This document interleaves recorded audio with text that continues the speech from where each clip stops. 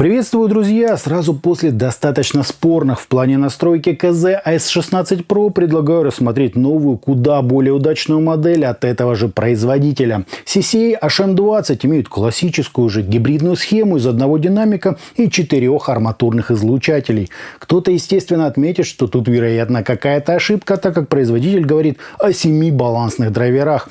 Однако все в порядке. Если сдвоенный излучатель считать за 1, то арматуры здесь 4, а если за 2, то 7. Поэтому мы имеем одновременно суммарные 5 и 8 драйверов. Считайте, друзья, как вам нравится. Собственно, о них сегодня и говорим. Поехали! Приходят наушники в знакомой уже картонной коробке с изображением героев обзора и списком их спецификаций. Из важного отметим чувствительность, равную 105 дБ, и импеданс 22 Ома. В комплекте идет лишь инструкция и набор черных силиконовых амбушюр с насечками. Можно, в принципе, пользоваться ими, но я установил свои любимые КБ-07, которые с желтым сердечником. Кабель, как обычно, окно лишь зенит самого базового уровня с сопротивлением на всех жилах в полома и на одной 0,9 Ома. В общем, понятно, что если вы хотите ими пользоваться, возьмите что-то поприличнее. Производитель все вкладывает в наушники, а не в комплектующие.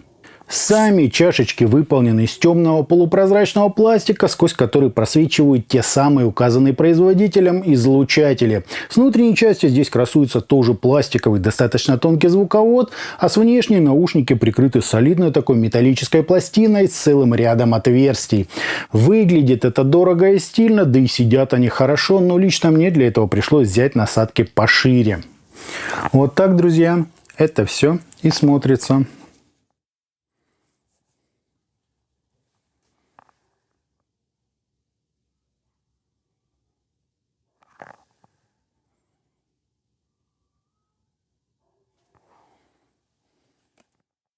По измерениям у нас довольно вальяжный импульс, небольшие расхождения между левым и правым каналом и искажения в пике, достигающие 0,8%, что вполне укладывается в норму. Фаза ведет себя естественно, затухание на 30 и 60 дБ соответствует где-то 70 и 97 миллисекундам без каких-либо серьезных возмущений.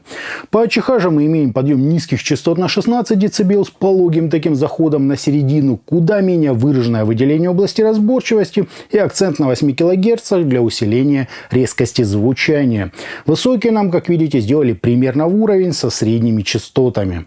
По своей же подаче я бы отнес CCA HM20 к притемненным таким наушникам с глубоким в меру текстурным басом, яркой, насыщенной и очень музыкальной серединой и продолжительными, но совершенно не акцентированными верхами. Из-за чего на передний план выходит бас, вернее даже его саб-составляющая, что и определяет их притемненный характер. Туз низ лупит, серединка певучая, а верха прекрасно прорисовывают всевозможные узоры перкуссии и затухания струн, причем совершенно не отвлекая от той вакханалии, что происходит на средних частотах. Но есть нюанс. Нижнюю часть средних частот здесь заметно так прибрали по амплитуде, отчего тот самый жирок на ритм-гитарах и грубая нижняя часть мужского вокала кажутся чуть-чуть зажатыми. В джазе, оркестровой музыке, классических произведениях или, например, атмосферной электронике это вполне нормально. Да, серединка кажется тонковатой, но не критично. А вот тяжелым жанром прямо сильно недостает того самого гитарного мяса. Сравнил их лицом к лицу с более дорогими Zikril Dawn, и последние мне больше понравились по поведению на нижней середине и меньше на верхах. Высокие HM20 благодаря своей арматурной основе просто шикарны. Да и середина у героев обзора тоже образцово-показательна. Отличная прорисовка, разделение, мелодика и приятная слуху едва уловимая теплота. Ничего не режет, не свистит и не сыпет, просто сказка. Teen Hi-Fi C2 на их фоне кажутся какими-то примитивно грубыми, сухими и плоскими. Пробовал слушать в HM20 в том числе и оркестровую музыку, и тут с ней полный порядок. Отличная прорисовка каждого из тембров, воздух, точность позиционирования и столь необходимое пространство сцены в глубину. Так что сколь-либо ограничивать себя в плане стилистики здесь не имеет смысла. Согласен, металлу чуть-чуть не достает жирка, но и только. В остальном же все просто прекрасно. К замене кабеля я подошел со всей возможной аккуратностью. Чисто серебряный излишне акцентирует верха, и это точно не то, что здесь нужно. А вот посеребренный КБИР Limpid Pro идеально совпал по характеру с родным и подчеркнул звук именно в тех местах, где это на пользу. Я имею в виду прорисовку средних частот, скорость на низах и легкую прозрачность на высоких.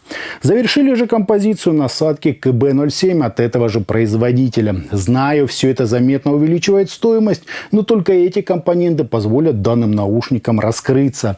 То, что нам прикладывают в комплекте, я расцениваю как на первое время или же чтобы проверить их работоспособность.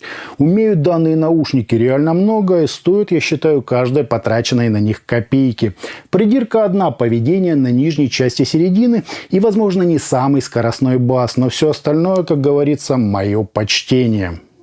Итогом гибридные наушники CCH-M20 мне понравились своей посадкой, очень любопытной внешней частью и чуть ли не идеальным для своего сегмента звучания. С подсвеченным саббасом, слегка теплой, но практически прозрачной и сверхвыразительной серединкой, а также протяженными, но комфортными высокими частотами. То есть ничего здесь не ярчит и не напрягает, полная, так сказать, благодать.